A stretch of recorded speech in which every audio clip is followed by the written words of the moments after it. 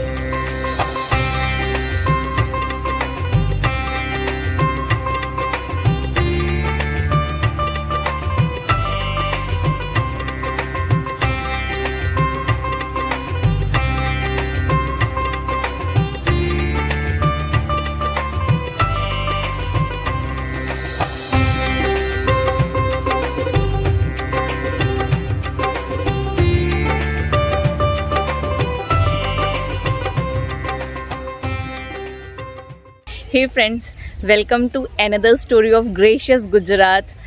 रानी की वाव जो एक UNESCO heritage site है, ये उन्हीं राजा की वाइफ ने बनाया था जिन्होंने मोढेरा सन टेम्पल बनाया था।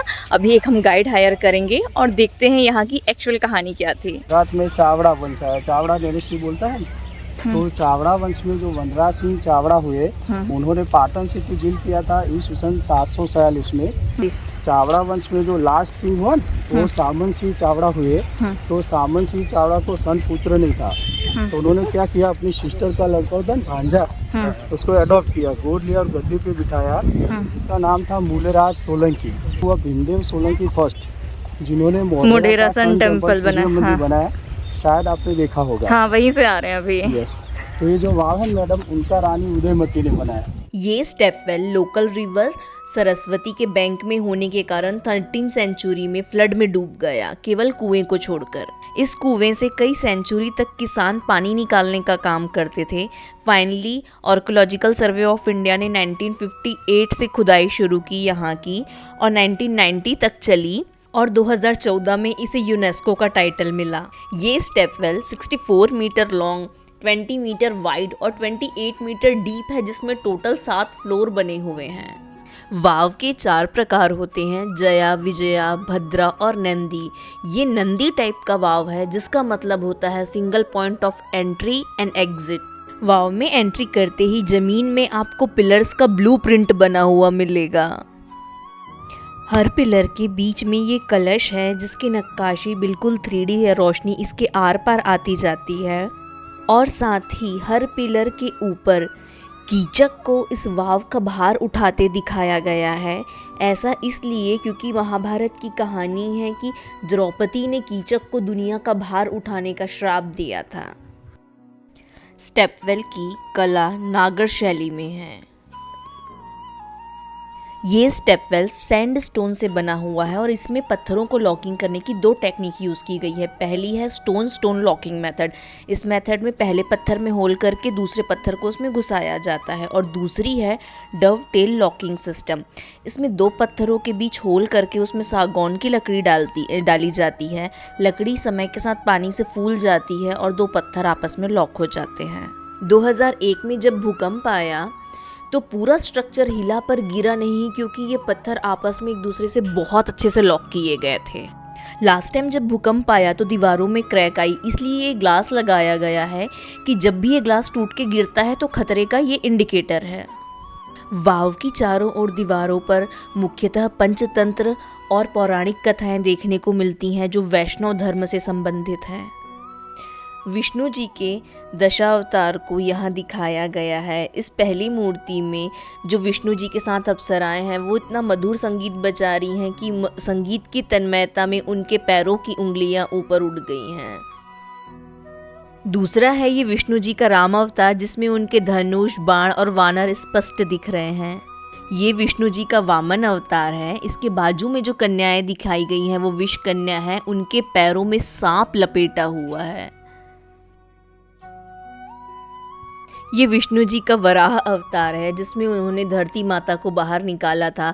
तो ये जो लेडीज ऊपर की ओर बैठी गई हैं ये भूमि माता ही हैं और उनके पैर की ओर नीचे में नाग कन्याओं को दिखाया गया है जो विष धारण कर रही हैं।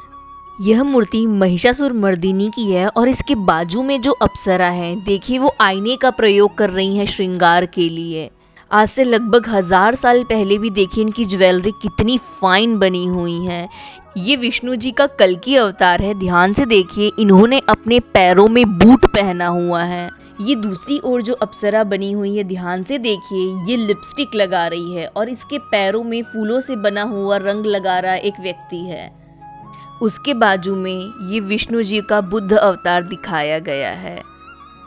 बुद्ध जी के बाजू में जो प्रतिमा बनी हुई है देखिए उसमें साधु अप्सरा अर्थात कामना का निषेध कर रहा है। उसके बाजू में विष्णु जी का परशुराम अवतार है और उसके बाजू में पार्वती के स्वरूप भैरवी को दिखाया गया है। आप ध्यान से देखेंगे तो इनकी जो चप्पलें हैं वो हील वाली हैं। दीवारों में ऊपर की ओर विष्णु तो नीचे की ओर गणेश, कुबेर व लक्ष्मी को दिखाया गया है। तो इस तरह से विष्णु के 10 अवतार, 24 स्वरूप और 299 अप्सराओं को यहाँ दिखाया गया है। इसके साथ ही दिखाई गई है कुछ पंचतंत्र की कहानियाँ, जैसे इसमें बंदर और मगरमच्छ की कहानी बताई गई है। इसमें शकुंतला और दुष्यंत के पुत्र भरत को खेलते हुए दिखाया गया है। वाव की अंदर की दीवारों में नीचे की ओर लक्ष्मी, उनके ऊपर विष्णु की छोटी प्रतिमा, उनके ऊपर विष्णु की बड़ी प्रतिमा और उनके ऊपर लक्ष्मी विष्णु की प्रतिमाएं। ये वाव टोटल 7 फ्लोर का है। ये जो दिख रहा है ये 6th फ्लोर है, इसके नीचे 7वां फ्लोर है। हम जहाँ अभी खड़े हैं वो 5th फ्लोर है। अगर यहाँ से आप जूम करके देखेंगे तो पाताल पर सोते हुए विष्णु की प्रतिमा दिखेगी। यहाँ टोटल 3 प्रतिमाएं हैं, पाताल, धरती और स्वर्ग पे सोता हुआ विष्णु। ये है 5th फ्लोर पे। ये कुछ अर्धगोलाकार शेप में है, कुछ इस तरीके से। 5th फ्लोर के ऊपर ये जो आपको दिख रहा है ये है 4th फ्लोर, इसके ऊपर 3rd फ्लोर, ये 2nd फ्लोर और ये है 1st फ्लोर जो कि ऑलमोस्ट अब टूट चुका है और इसके पीछे की ओर कुआं है। हम जिस डिस्टेंस में खड़े हैं उससे आगे की ओर जाना अलाउ नहीं है क्योंकि भूकंप आया था तो ये स्ट्रक्चर हिल चुका है। इस वाव को बनाने के पीछे रानी का इंटेंशन यह था कि लोगों को पीने के लिए पानी मिल सके, कृषकों को खेती के लिए पानी मिल सके और जो लोग पूजा अर्चना के लिए जल लाकर दूर दूर से चढ़ाते हैं उन्हें यही मिल जाए। वाव की दीवारों पर ये जो ज्योग्राफिकल पैटर्न दिख रहे हैं इसे पटोला आर्ट कहा जाता है और इसी पर बेस्ड है the world famous Patola sari जो केवल पाटन में बनती है। राजाओं द्वारा अपनी रानी के लिए बनाए गए कई प्रेम के प्रतीक देखे हैं, पर क्या आपने कभी इतना अद्भुत सिंबल देखा है जो एक रानी ने अपने राजा के लिए प्रेम में बनाया हो? सो I must say a big wow for this Rani ki Vav. वाव से बाहर निकलते ही चारों ओर एक खूबसूरत गार्डन डेवलप किया गया है जिसमें आपको वैरायटी ऑफ बर्ड्स देखने को मिलेंगे और इसके पास ही एक सहस्त्रलिंग टेम्पल है जहां आप मोरों को नाचते हुए भी देख सकते हैं। ये आपको हमारे रोड ट्रिप की स्टोरी में मिल जाएगा। तो ये था रानी की वाव के बारे में। इसके बाद हम माउंट आबू जा रहे हैं। आप चाहे तो हमारी रोड ट्रिप की स्टोरी देख सकते हैं या सीधे माउंट आबू की स्टोरी देख सकते हैं। So thanks for watching this video. Take care and goodbye.